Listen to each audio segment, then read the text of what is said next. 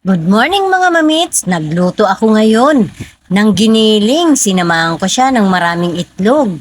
At dinagdagan ko pa siya ng hotdog. Tara, magluto na tayo. Prito muna natin yung patatas at saka carrots. Ibukod muna natin. Ipan-fry na natin yung bell pepper. Magisa na tayo ng bawang sibuyas at kamatis. Ilagay na natin yung giniling. At haluin na natin. Maglalagay na tayo ng cubes.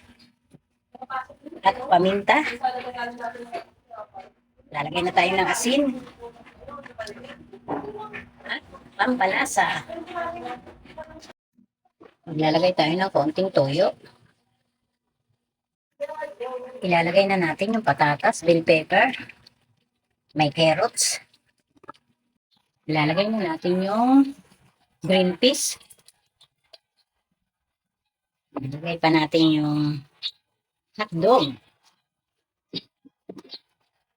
Dagdagan pa natin ng konting asukal para pampapantay ng lasa. Haluin na natin.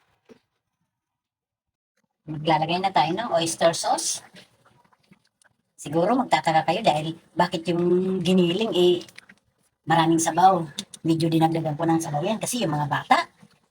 At saka walang tomato sauce yan.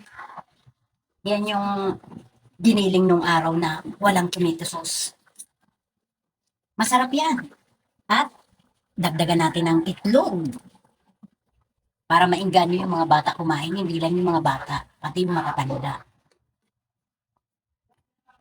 Dagdagan pa natin ng daon ng sibuyas, pampadagdag lasa, at pampadagdag magandang tingnan. Parang ako lang yung nagluluto. Ganda ko. Ganda yan. Follow and share. Kita mo, kasing ganda ko, di ba? Kain na tayo. Ilalagay na natin sa lalagyan.